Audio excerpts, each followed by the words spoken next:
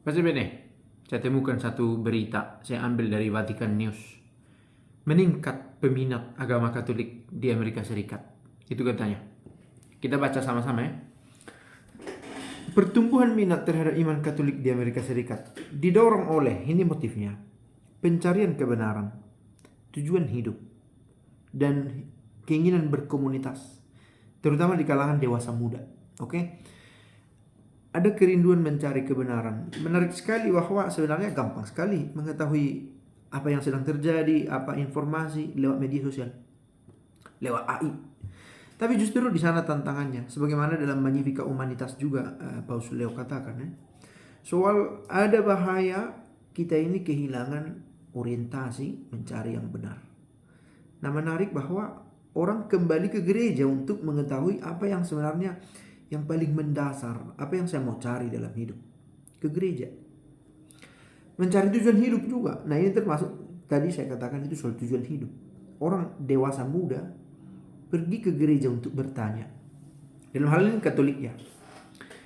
Dan dewasa mudanya di Amerika Serikat yang kita bahas ini. Mudah-mudahan juga sampai ke kita semangat ini. Latar belakang adalah mengapa ini bisa dikatakan penelitian, bukan hanya asumsi. Lebih dari 2.100 peserta dari dua program Order of Christian Initiation of Adults di 20 keuskupan Katolik di Amerika Serikat. Jadi ada data statistik dari 20 keuskupan yang dilihat.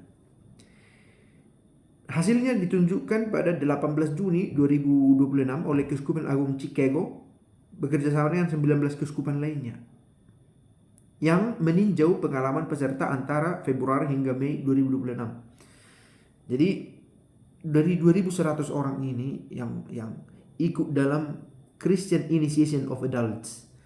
Saya pikir ini semacam persiapan inisiasi untuk mereka yang ingin masuk ke dalam gereja. Dan mereka ditanyai, dimintai informasi tentang alasan mengapa menjadi Katolik. Keuskupan-keuskupan itu melaporkan tingkat partisipasi rekor dalam program pembentukan iman dewasa. Ada demografi baru dikatakan. Sekitar 28% responden itu tidak memiliki afiliasi agama sebelumnya. Jadi bukan berebut ya. Ada saya dengar isu itu ada satu komunitas merebut anggota komunitas lain. Ini bukan. Karena 28% yang mengaku bahwa tidak terikat afiliasi agama sebelumnya. Yang lain itu berasal dari komunitas Protestan atau umat Katolik yang baru menyelesaikan inisiasi sakramental mereka. Oke, berarti organisasi ini yang di dalamnya ada 2.100 orang diwawancarai, ini adalah program evangelisasi boleh dikatakan ya. Yang di dalamnya ada yang tak pernah berafiliasi dengan agama, ada yang dari Protestan, dan ada juga yang Katolik tapi belum begitu mengenal imannya. Dirasakan peran penting dari dunia digital. Evangelisasi digital melalui aplikasi doa, podcast, video, dan media sosial memainkan peran besar dalam membantu orang mengeksplorasi katolisitas, semangat hidup dalam kekatolikan. Nah, saya tidak tahu, meski saya yakin banyak yang benar-benar menemukan inspirasi tentang kekatolikan itu justru dari media sosial, entah TikTok live ya, di TikTok atau YouTube ya, atau juga video-video di Mea Culpa. Mudah-mudahan ada motivasi spiritual juga ya dirasakan, dan itu melampaui pertimbangan politik atau sosial, motivasi spiritual. Dan saya semakin yakin dengan apa yang biasa saya ulang di video-video, manusia itu rindu mencari penciptanya. Ada kerinduan yang alami dalam hati manusia untuk mencari, untuk kembali kepada penciptanya. Jadi tadi motif alasannya bermacam-macam. Pencarian pribadi akan kebaikan, kebenaran, kedamaian batin, tujuan hidup. 77% itu dari 2.100 orang ini ingin bertumbuh dalam kebajikan, dalam virtue, keutamaan-keutamaan. 76% mencari pemahaman kebenaran yang lebih dalam, dan 72% mencari kedamaian batin.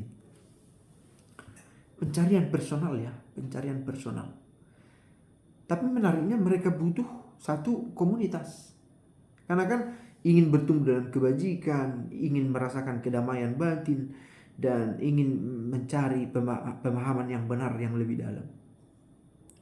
Maka saya yakin justru gereja yang oleh sebagian orang dianggap membosankan ini karena kaku ini justru semakin dicari orang karena kekakuannya, kedisiplinannya merawat sebuah nilai yang dari dulu sudah diawali.